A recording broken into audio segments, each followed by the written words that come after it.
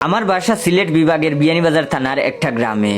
তাই জরুরি কাজে আজ হঠাৎ করে সিলেট শহরের উদ্দেশ্যে রওনা হলাম।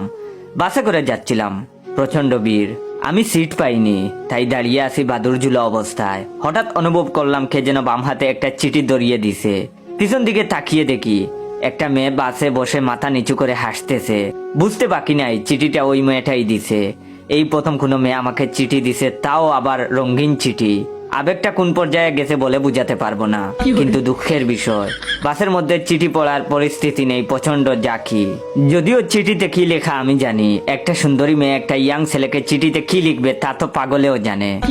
তারপরেও ভদ্রতার খাতিরে মেয়েটার মুখ থেকে শোনা লাগে, তাই দুপা পিছিয়ে মেয়েটার কাছে গিয়ে বললাম, চিঠি পিঠি পড়তে পারবো না, যা বলার মুখে বলুন। তখন মেয়েটি বলল, আমাকে বলছেন? আমি তখন বললাম, জি হ্যাঁ। তখন সেই মেয়েটি বলল, তা আপনার চিঠি আপনি পড়বেন, আমাকে বলছেন কেন?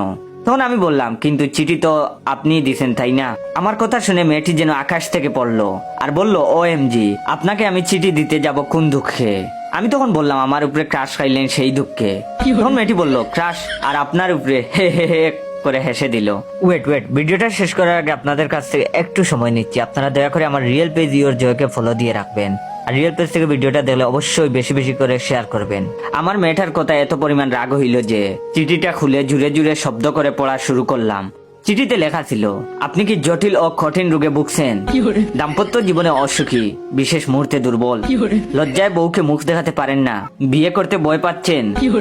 তাইলে আর দেরি না করে কলিকাতা হারবাল খান, এক ফাইলেই যথেষ্ট। কোনো পার্শ্ব প্রতিক্রিয়া নেই, বিফলে মূল্য ফেরত। মেয়েটা এইসব শুনে বাসের সিটে হাসতে হাসতে গোড়াগড়ি খাওয়ার মতো অবস্থা। আরেক ভদ্রলোক আমার দিকে বড় বড় চোখ করে তাকিয়ে বলল, ওই মিয়া, বাসের মধ্যে এইগুলা কি শুরু করলেন? মলমলারাও তো এইভাবে বিজ্ঞাপন দেয় না।